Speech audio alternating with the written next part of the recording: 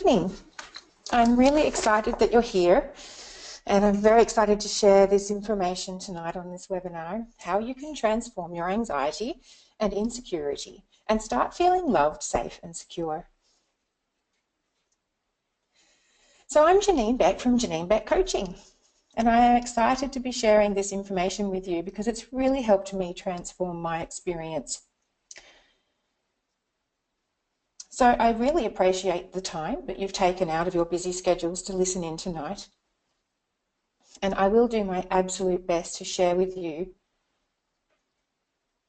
this information that really could make a big impact in your life.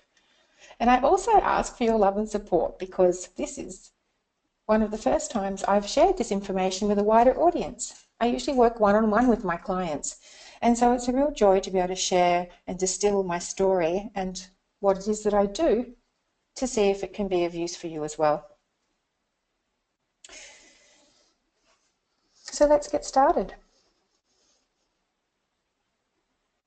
So firstly, if you really want to learn how to transform your anxiety and have a self-love breakthrough tonight, then I encourage you to please just shut down any distractions that you have, turn your mobile phone into silent mode and maybe shut down Facebook, and just give yourself permission to be here 100%. So you're in the right place if, no matter how hard you've tried in the past, you feel unhappy inside, anxious, insecure, and unloved. Or perhaps you're haunted by negative and uncomfortable emotions, memories, and critical thoughts that cause you a lot of pain, and you don't know how to deal with them. You know that you're bright and talented with so much to offer in this world, yet you still feel such a big gap between what you know you're capable of and where you are right now. And so it doesn't matter where you are in your journey, whether you're new at exploring your inner world and your life, or if you've tried lots of different things and ways to change. This webinar will help you.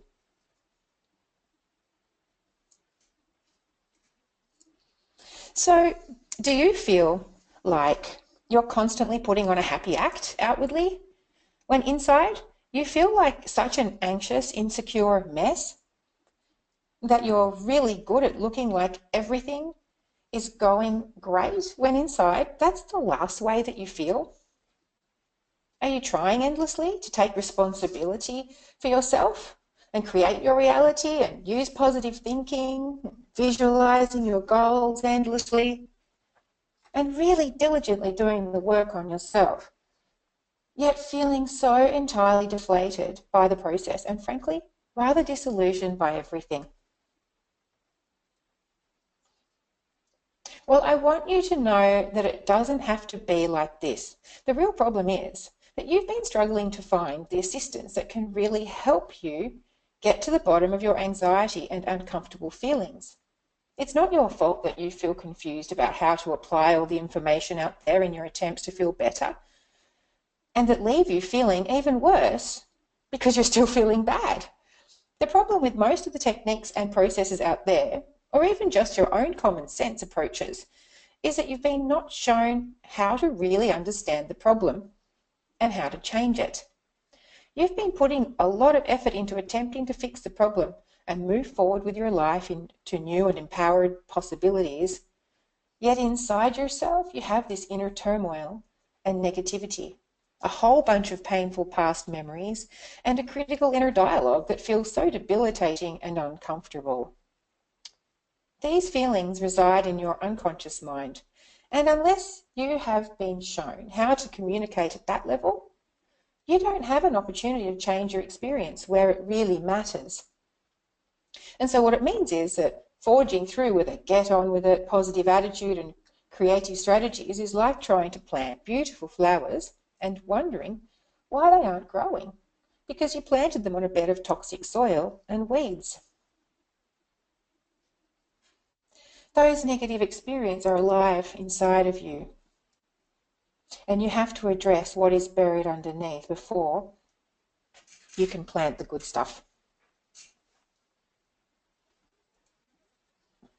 So the good news is there is a solution, and the solution is to realize that you are not broken. There is absolutely nothing wrong with you. The feelings that you're creating and the results that are happening in your life are a direct result of how you think, feel, and represent your past experiences inside yourself.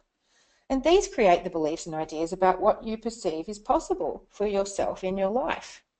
So in fact, everything's working perfectly. It just might not be the results you're actually wanting, and they probably don't feel real good either. So the approach I use is not about endlessly trying to think positively or reprogram through new habits and disciplines. It's not energy or emotional clearing. It's not about healing. It's not about freeing yourself from anything, although you might feel those things. It is in fact about gently and powerfully transforming the way that you feel about everything in your life that feels bad into very positive, beautiful, and empowering perspectives instead. And this image of the tree sort of spoke to that, whereas you see on the left side, it's like in its winter phase and it's no leaves and it's looking a little bit sad. And then it's in full bloom. It's like transformed into this abundant, blossoming tree on the right-hand side. And I call this process transformational re-imprinting. So you might be thinking to yourself, well, that sounds a bit weird and interesting, yet how can I actually do it? I've tried so many things already, so why would this work any better? Well, tonight you'll be learning very specifically how to transform your inner world. I'll show you how you have actually developed beliefs, views, and perceptions about the world and the way that you feel about it. You'll learn specifically how you're producing your anxiety and negative feelings through your limiting beliefs and perceptions of the world and your role in it. And you'll discover how you can transform these limiting internal experiences into empowering perspectives, deep feelings of worthiness and lovability as you go out into the new and inspiring world that you can create for yourself. So as a little incentive to make sure you stay to the end, I'm going to offer you a gleam beam meditation. This is a beautiful, beautiful meditation that I actually recorded on a beach in Spain. So the background track of the water lapping against the shore is 100% real. And it's just a beautiful opportunity to be guided through the fact that there is love all around you, even when and within you in every moment. So who am I? You might be wondering who I am and why it is that I'm here speaking to you. So I'm a emotional wellbeing coach. And these photos show you a little bit of who I am and what gives me most joy. The first top left photo is my adorable 2 nephews and my awesome brother. As you can see, we're having great fun there at the cafe. I also have another niece and nephew who are a bit older. In fact, my niece, she's 19. She's coming to visit me on Friday in Amsterdam, here where I live. And she's staying for quite a while to visit her Aunt Neen, her first trip to Europe. And the reason I wanted to share these with you is because it's very much about how I wanted to be an emotionally healthy role model for them. So even though I live in Amsterdam, I have the freedom and flexibility to visit them and reconnect with my beautiful home. And it really is a big source of love in my life. The second love of my life on the top right-hand side is the Tasmanian wilderness. It's all of Tasmania, actually. And I adore her. I feel spiritually and soul connected, in particular with this beautiful river called the Franklin River. It's wild, World Heritage listed wilderness. It takes about 9 days to raft, and it's a very sacred journey. In fact, you wouldn't normally be wearing a dress in that kind of journey, but because it was for my 40th birthday, my friends and I were dressed up and did a photo shoot. So that's me on my favourite rock, at my favourite rapid, at my favourite place in the world. A teacher once told me that that was the place where I first connected with my soul, and I have to say I agree. The top bottom left is my beautiful, beautiful girlfriends in Australia. Such warm and positive and supportive people in my life, and they've really nurtured my ability to have really rich friendship and to be able to give and receive love with each other. It's very high on my value list. And last but not least, I'm a swing dancer. very passionate swing dancer and blues dancer and Balboa dancer, for any of you out there that might have heard of Lindy Hop. And it gives me so much joy. And funnily enough, just like all of those photos, it's all about connection as well. And each of those have provided me with an opportunity to grow emotionally in my well-being, overcoming the fear of those adventurous rapids on the river, the potential rejection of dance partners or screwing up on the dance floor. And it was a huge breakthrough to feel comfortable there, I have to say, to be grounded and present with my nephews and to show and to see how I wanted them to know that they are loved and safe and secure in that relationship, and to give to my friend relationships and learn how to communicate really powerfully. So I invite you to take a moment right now to think about, well, what could be transformed in your life in the way you feel inside, in your ability to feel worthy, secure, loved, lovable, and emotionally well. So why do I think I can help you? Well, I imagine a world where people wake up every day knowing they belong and are loved and accepted for the person that they authentically are, that they feel inspired and fulfilled by contributing their creativity and their voice in a world full of possibility and fun. My mission is to help as many people as possible to transform their emotional experience from one of pain and struggle, deep discomfort and confusion, to one of deep love, security, joy, and connectedness. From this transformed internal experience, your outside world changes to one that feels so full of possibility that in a moment you'll hear more of my story. My negative and hopeless experiences in my life, attempting to deal with such intense anxiety and feelings of unworthiness, endless pursuits of how to transform that experience, all of that's meant I've studied far and wide and I've discovered what works, thanks to working through my very own challenges. And the work I do with my clients is the very same work I've been doing with myself through a combination of incredibly talented practitioners, teachers, and methodologies. And I've gone on to become qualified in these techniques myself so that I can help others do the same. My work is very connected, one-on-one, deep diving into my client's world, really listening, holding space and inquiring so that we can find our way to the heart of the things that they have been struggling with for so long. And usually what sits at the surface is not the problem that's sitting underneath. And by discovering the many interwoven elements that's been structured under the problem, in the love and safety of a coaching conversation, magic begins to happen. It's a very unique, individual, and deeply respectful process. And the reason I do this is because it's helped me transform in such profound ways in the way I relate to the world. I want everyone who has similar struggles to be transformed in their experience too. So what led me to be talking to you today? Well, whilst I now feel safe and secure in myself and I've a lot of tools that I help my clients with, it wasn't always that way. If I look back onto where I was 7 years ago, life was very different. Life had brought me to my knees. I was anxious, I lacked confidence, I was struggling in relationships, and a series of life events that led me to a place where I was experiencing a deep and darkening depression. And so you might be wondering why that was, but I need to just backtrack a little and tell you some of my story. I was born into a hugely bright, loving, creative, musical, spontaneous and fun-loving family. I was the youngest by far, with 3 much older siblings, an overworked mum and a very absent dad. And thanks to my position in the family and the nature of our whole family's emotional temperament, I later discovered it had caused me a lot of personal, mental and emotional challenges.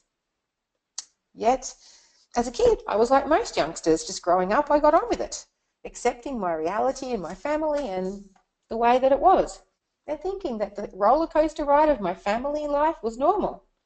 I loved music and drama, performing in the theatre and a school band and playing sports and babysitting, and I had good friends.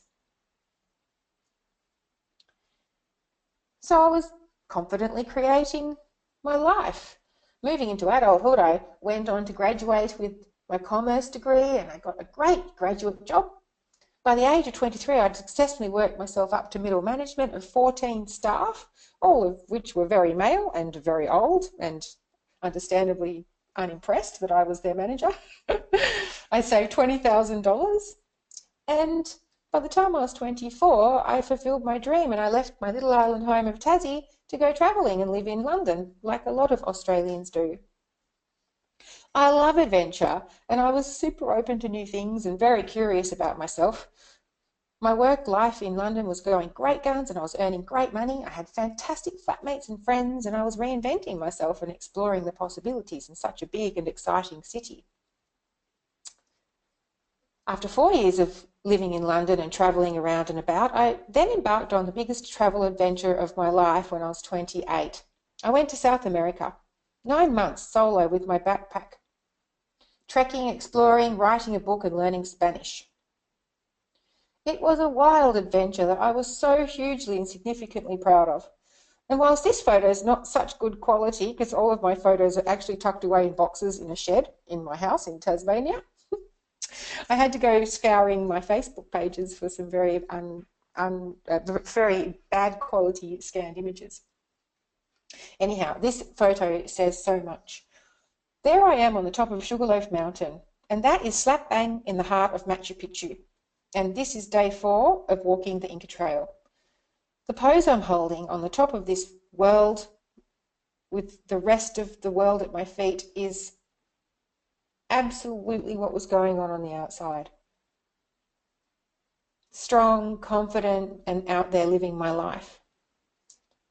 But people would go, wow, really? You did that on your own? You're so brave, you're confident and adventurous, which was very true.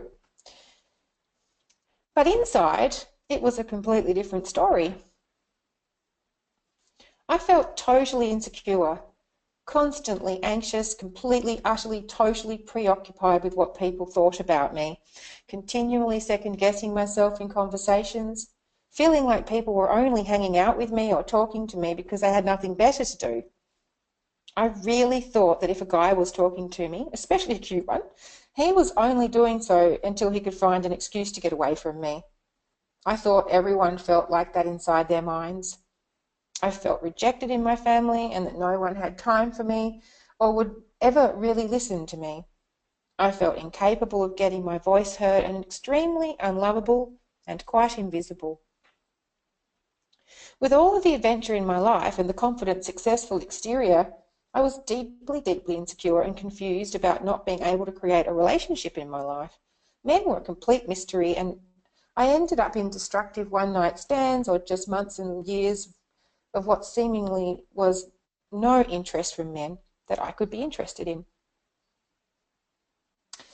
And even reflecting on that time when I was the manager, I spent the first 3 months of that job crying my eyes out every morning before work and mustering up the courage to show up at work with my confident game face on. I remember my best girlfriend stayed over one night in the morning and she just looked at me, crying my eyes out, and she said, wow, you're really struggling with this, aren't you? And having her witness my pain brought it more into my awareness. Everyone at work thought I was totally blitzing the job. They had no idea. So travelling around South America, of course, I made friends and travel companions that were fun. Yet I was often very lonely. I would walk into a hostel, and if a meeting or a conversation didn't flow naturally or spontaneously, which I was pretty good at those, I would be too scared to talk to people unless they made the first approach. I was so afraid they'd reject me in casual conversation, and I'd assume if they were in groups I couldn't possibly be welcome. I spent a lot of time alone and yearning to be connected. So after that adventure, I went back and started my new life in Sydney, and I inhaled personal growth. I threw myself into working on myself, doing so much personal work. I went in to inhale everything I came across. I spent tens of thousands of dollars in the pursuit of feeling confident and able to create my life the way I heard was possible. All these self-help gurus tell you just what an amazing life you can create. And I've done everything. I travelled all over the world and worked with incredible teachers. I've done seminars on finances, health, energy, creativity. I'm a trained yoga instructor, NLP and master NLP practitioner. I'm a soul coach, past life regression. I've done Native American sweat lodges. I've sat around a fire with a Native American medicine man in Colorado for 2 days. I've had sessions with psychics, energy healers, personality profilers, Reiki practitioners, coaches, passion life creators, psychologists, you name it. I've even cast witchy spells with my girlfriends by the light of the full moon. I carried this intensely energetic and passionate devotion to personal growth through all of my 30s with a total utter faith it would make my life better. And outwardly it was. I was really successful. I'd transitioned to my own consultancy and was earning the big money, working just 3 days a week. Total freedom and flexibility over my time. I was very well respected by my colleagues. I was very respected in my growth community and leading with passion. And I'd created a very loving relationship with a wonderful and generous man. So once again, outwardly, you'd think I was the most bright, happy, got it together, well-adjusted person. But on the inside, I was still feeling like a wreck. Not 1 inch of me felt right about this relationship I was in. I'd forced myself to stay in it because he was such an amazing guy. I thought if I just worked on myself that little bit more, I could change the way I felt about it and it would feel right. But underneath, that inability to leave him was this very clear belief that I would never find another man that was good and that I would be on my own forever because I was so unlovable. It took 6 years and multiple attempts to leave before I could actually break it off, which brings me to where I was 7 years ago. I moved my life back to Tasmania to nurse my chronically ill mum through her passing. I lost my best friend and the biggest supporter in my life. And being back in Tassie with no community other than my family and adjusting to the loss of my mum and many other large transitions behind me, I fell into quite a long, deep and extremely debilitating depression. I was feeling stupid, useless and hopeless, deeply sad, fatigued and completely and utterly lacking in motivation for anything. It got so bad, I lost my outside drive as well. And so whilst I could still front up to the world and look altogether and happy and confident, when I wasn't fronting up to my work screen or my community, I was so low and depleted I did not know myself anymore. I felt like a complete failure. Here I was, this aware, enlightened, disciplined woman who'd done all this work on herself with all these tools at my disposal, yet here I was. I could hardly get out of bed. I couldn't stop crying. What was wrong with me? I was on my knees and I was even too scared to tell most of my friends because they were all personal growth junkies too. And they just tell me, well, get over it and get on with it. And what you doing that to yourself for? I wonder why you're creating that in your life. It must be a lesson from the universe. That's the last thing I needed to hear, and it made me feel 50 times worse. So I sought the help of an NLP practitioner and hypnotherapist, and that was when I woke up to the realization that I'd been feeling like an anxious, insecure wreck inside pretty much my whole life.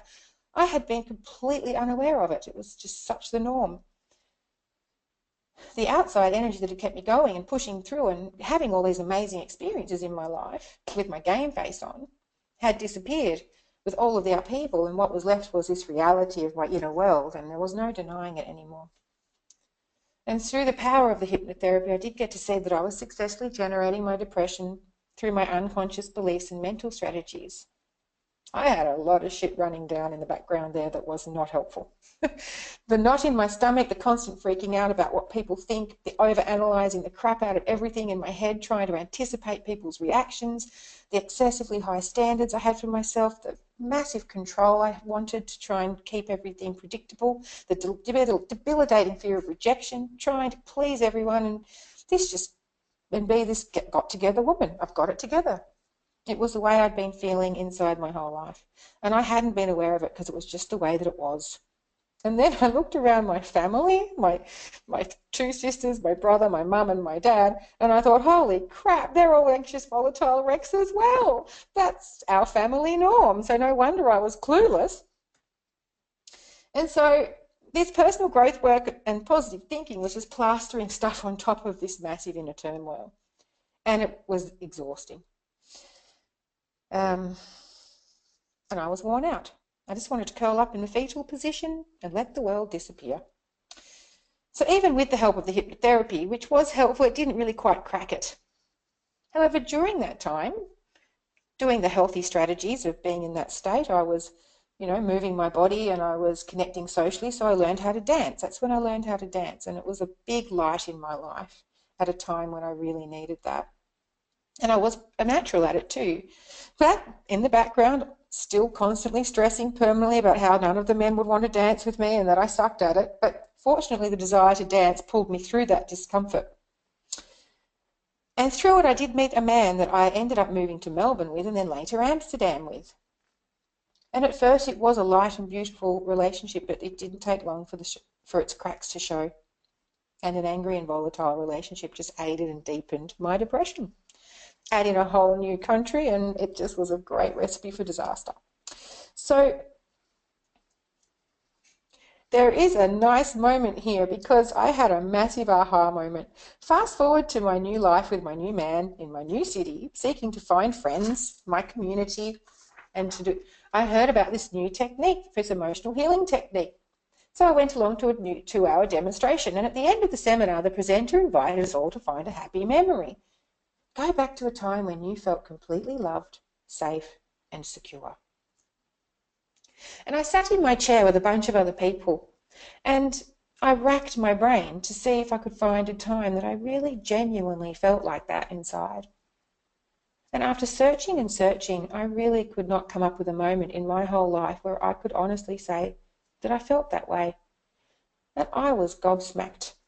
In that moment, a very bright light bulb went off in my head. The aha that came out of my mouth was loud, and the angels started singing at my realization. I sat in the audience thinking, holy crap, no wonder I've been struggling for so long. I've been doing all this work, understanding my patterns, yet really at the heart of it, I have this deep feeling of unworthiness, unlovability, and lack of safety. I realized that was a big problem, and fundamentally underneath everything. And this deep unworthiness, insecurity, and unlovability at the core of my identity was absolutely at the heart of all of this depression and hopelessness about my ability to create this beautiful life that I'd heard was so possible. So I started working with a practitioner, going through the process of transforming these limiting beliefs and experiences inside of me that were so negative, and that had created these feelings of not feeling loved, safe, and secure. And we literally transformed them to something that felt positive through revisiting memories and references and experiences that had created this fundamentally unsupportive feeling inside. We were working with my identity at its very core, and this is where the transformational re-imprinting came into play. This picture here is a drawing of what I did on my very first session. And we created a safe and loving and secure place in my mind.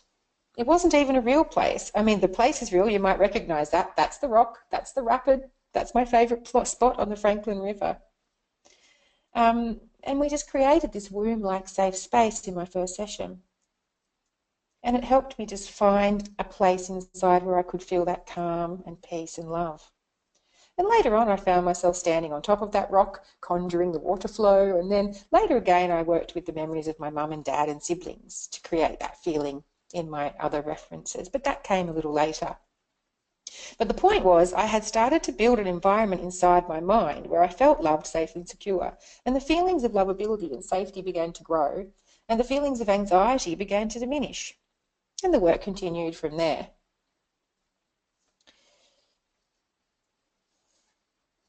So here's some of the things I transformed. I had all sorts of beliefs became uncovered, and memories and references. The biggest one I nearly fell over on when I found this one out was that I didn't even feel like I had a right to exist. That was a pretty substantial one, that I was abandoned and unwanted, that I was not listened to, that I had no power to influence, that I was excluded and disregarded in my family, that I was unlikable, and that I was not safe to hug or connect with those that I love.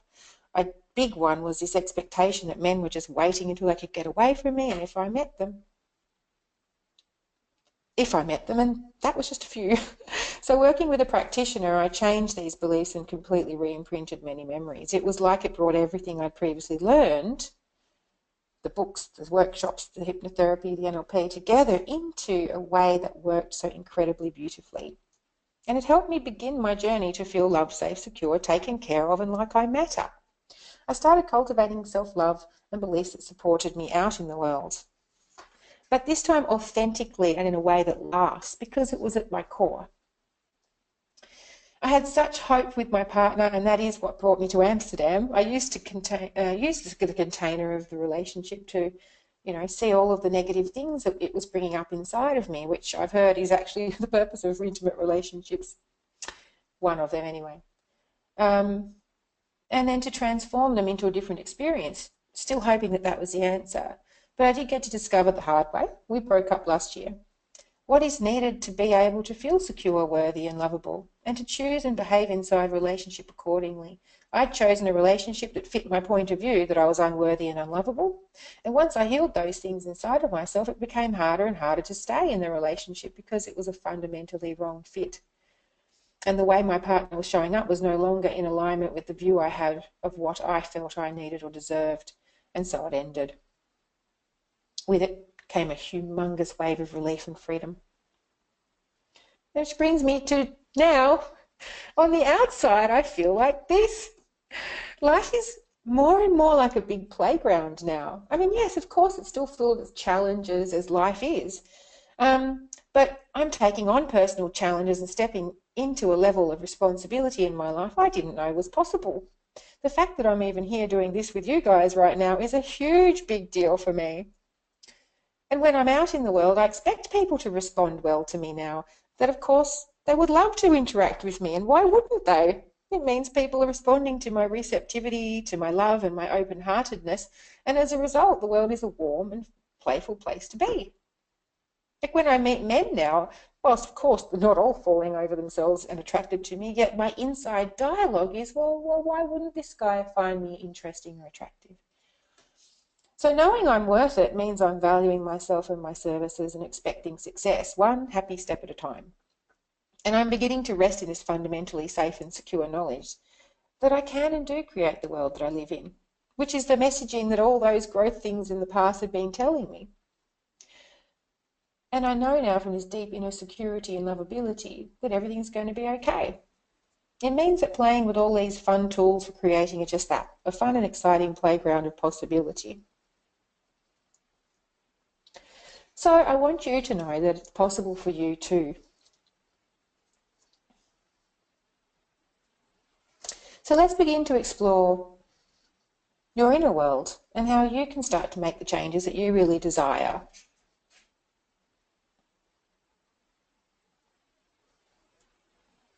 So the way that you think and feel inside is creating the actions through which you experience your world.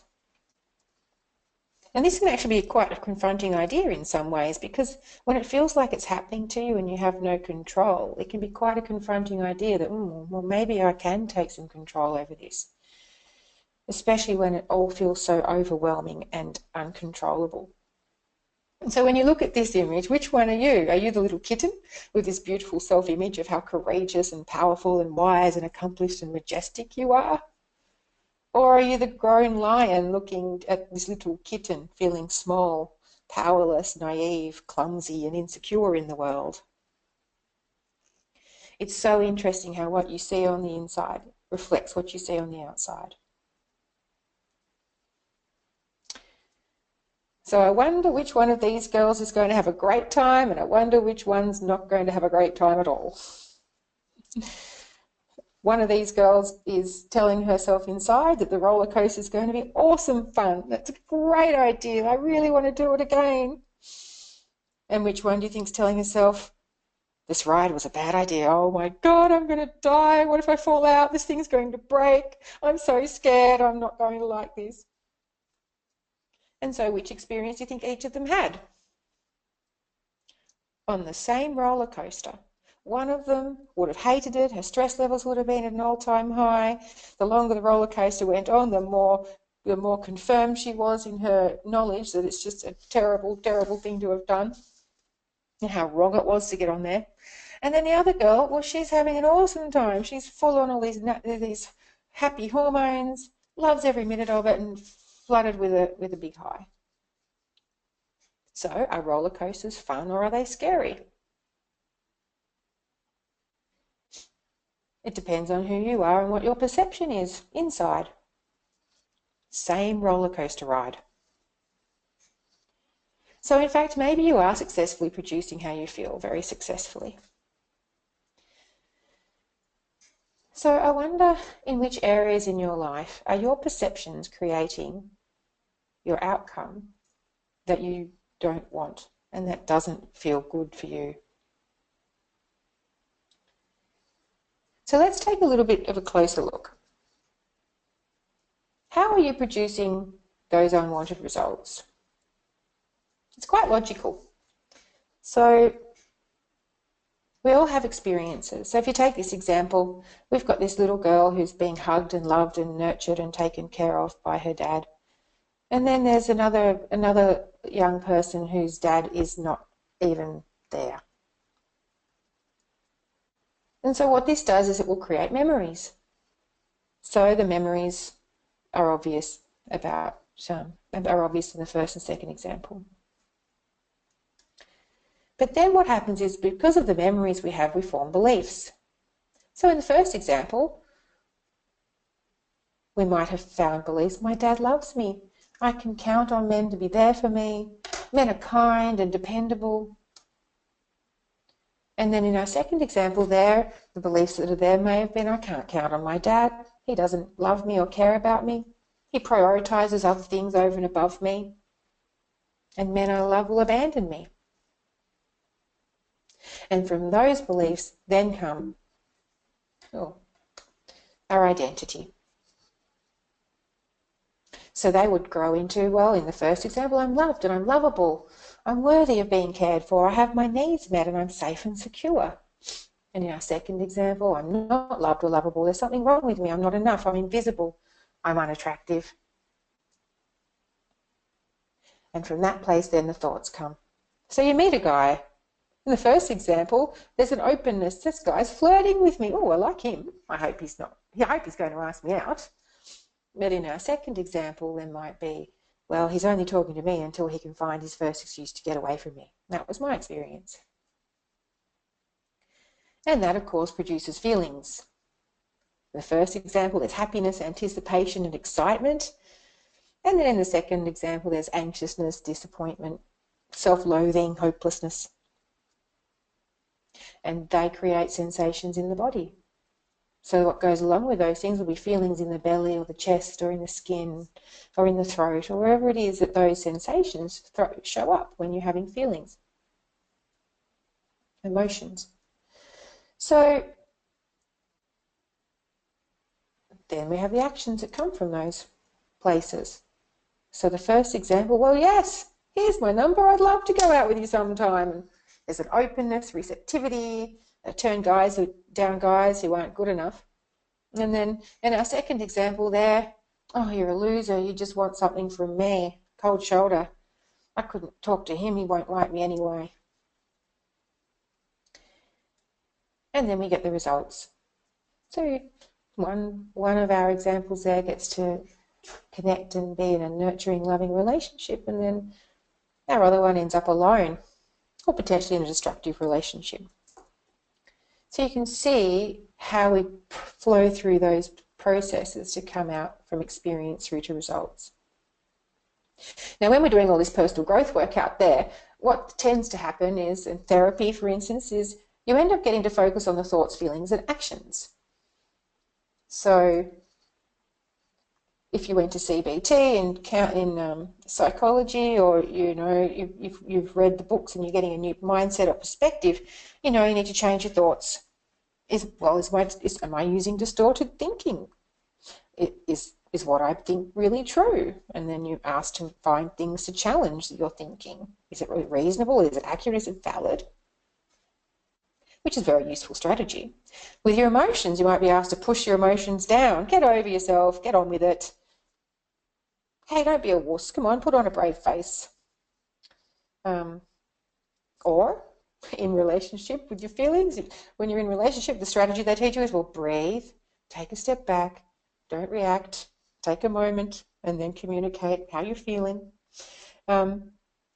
Or in the case of actions, you might be taught to keep your word, be disciplined, push through your comfort zone, set goals and keep agreements, and say affirmations 100 times every day and create new habits. But really, that's a lot of hard work. It doesn't really change what's going on underneath. It's just a way of managing. It's up here in the memories, beliefs, and identity where the focus really needs to go. And it's where a lot of practitioners and self-help theories actually just don't have the tools to effectively change those areas. So what if I were to tell you that it is actually possible to change your memories? That's an interesting idea, isn't it?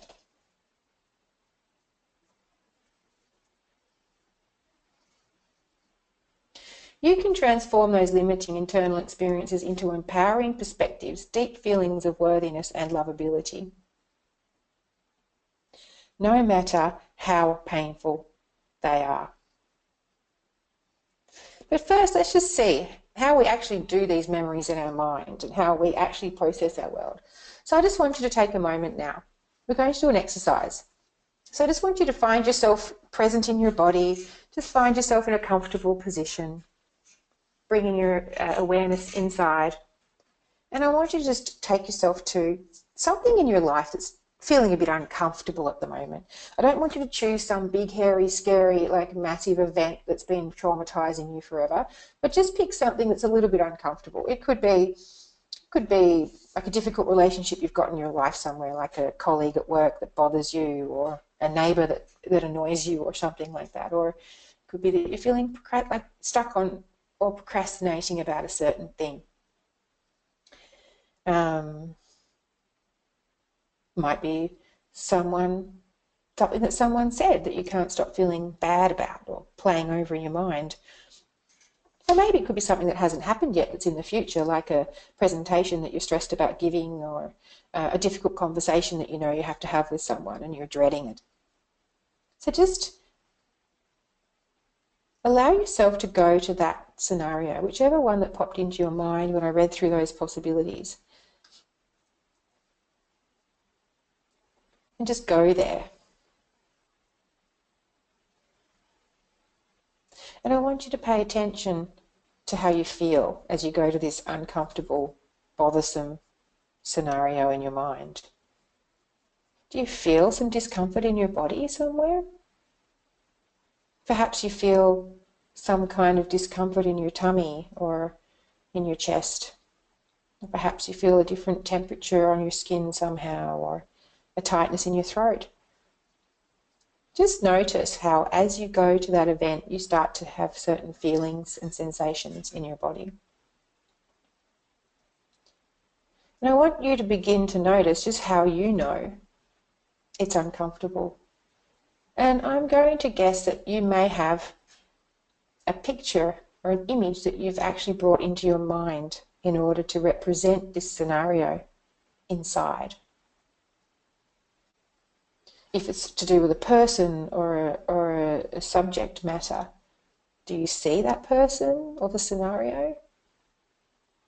Where are you?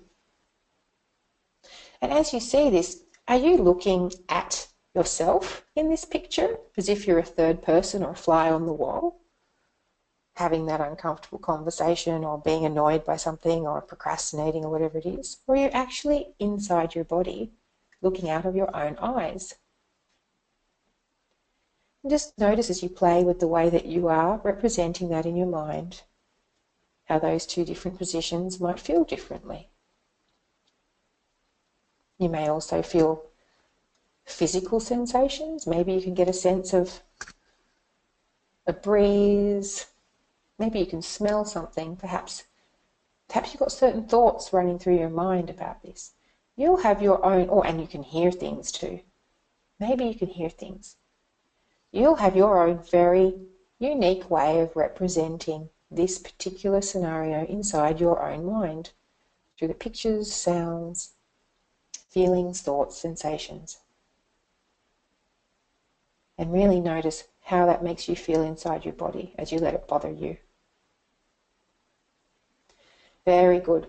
So I want you to just come back now. I want you to wiggle your toes and your fingers, take a big breath in, feel the seat underneath you, whatever it is you're sitting on, and come back to the here and now. Very good. Very good.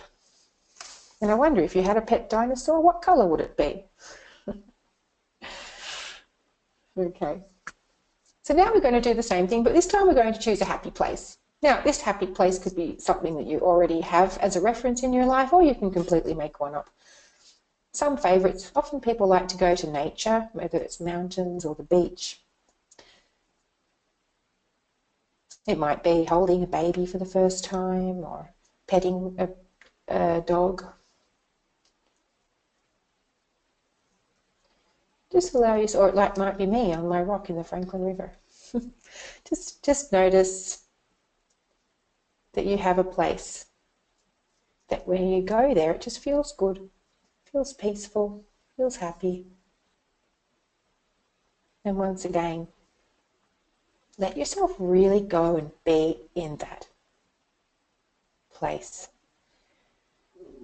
Feel your feet underneath you. Are they in shoes walking up a mountain? Perhaps you can feel sand between your toes, or the soft feeling of carpet underneath your feet. Feel the weight in your arms if you're holding a baby, or feel the texture of the fur of if you're petting a dog. Notice the thoughts you say inside your mind as you have this happy experience. Hear the sounds that may be present. If there's any smells or tastes, then just notice those as well. And just breathe deeply and notice how, when you allow yourself to focus on this happy experience, it starts to have a feeling in your body. Just notice where that good feeling resides, and if it has an energy to it. Maybe it has a vibration or a movement or a colour, or just a way that you know that it feels good. That's right. Very good. And take another deep breath in and just breathe it all out. And then just let yourself come back. Wiggle your toes, wiggle your fingers. Imagine petting your dinosaur. He likes pats. Very good. So I just want you to notice that as you did those two exercises, you were actually producing your own trances, your own inner trances, because you were no longer here, 100% present. I invited you to go in your mind to another place and time in a memory state in the future or in the past. But I just want you to know that in life, whenever you are not 100% present, and I know that we're taught to do this in meditation and mindfulness, it's a very, very important practice to be able to bring yourself into the present moment and become the observer. And if you've ever tried meditation and mindfulness, you'll know that that can be really hard, because the ability for your mind to go off again into many different directions is infinite, and there has to be this consistent discipline to bring yourself back. And that's when you're actually consciously doing the exercise. So when you're off in the world doing your life, we spend a lot of time in our own inner trances, producing thoughts and feelings in a similar way to what we just experienced in those two examples, representing our world inside in a certain combination of pictures, sounds, memories, thoughts, feelings, etc. So the question is, which trances are you producing, and how good do they feel for you? And the game in this work absolutely is shifting the trances and using the power of this technique to change your memories and the way that you hold those references inside of you so that you can feel better at your very core.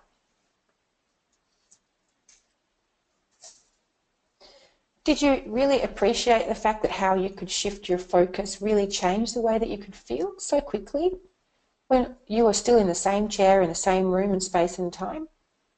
But you were off somewhere else in your mind.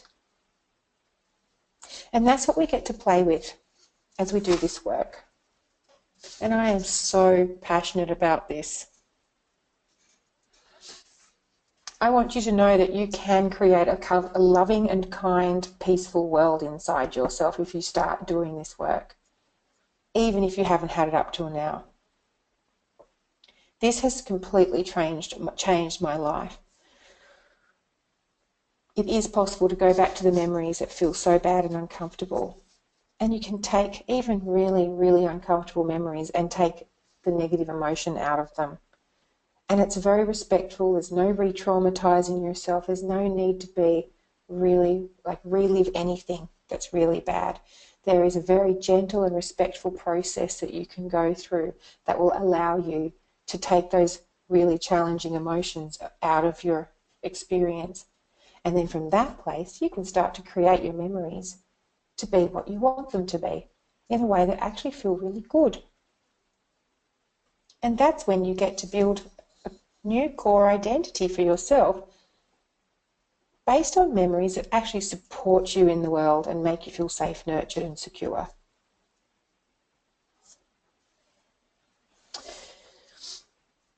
And so that's where I invite you to consider the possibility of working through this with a coach in a very safe, loving space. And I use my own experience to take you into a deeply transformative coaching conversation. And through listening to you and asking the right questions, we get into the heart of what makes you feel the anxiety and insecurities and emotional blocks that have kept you stuck. And then there's a variety of tools and methodologies to work with your unconscious mind in creating a new kind and supportive world inside for yourself. So imagine how your life could be if you could feel safe and secure and loved as a baseline state. What could be different for you? It's a lovely thing to ponder. And so here's my invitation to you. I invite you to apply for a free self-love discovery session with me, and I'll personally help you to navigate to deeper understanding of how you would like to be and what's currently blocking you, gently help you witness the memories and unconscious beliefs that are causing so much discomfort, and teach you how it's possible to transform them into loving and secure beliefs using transformational re-imprinting, and support you to step into how you want to think and feel in yourself so that you can feel lovable, worthwhile and secure right now. And if that is of interest to you, then I encourage you to go to this link on my website, and there's a scheduling tool there that will allow you to set up a time with me and some questions that you can fill in that will help you clarify what it is you would like and whether we would be a good fit to work together. And I want to share with you the experiences of my clients who I absolutely adore and who make my heart explode when I read these beautiful stories. So this is from Tiriki. She said, before working with Janine, I felt lost, blocked and depressed. I was feeling blocked in my job, without permanency, a little lost and depressed, and in particular, wanting to create a relationship so that I could have children. My body clock was ticking.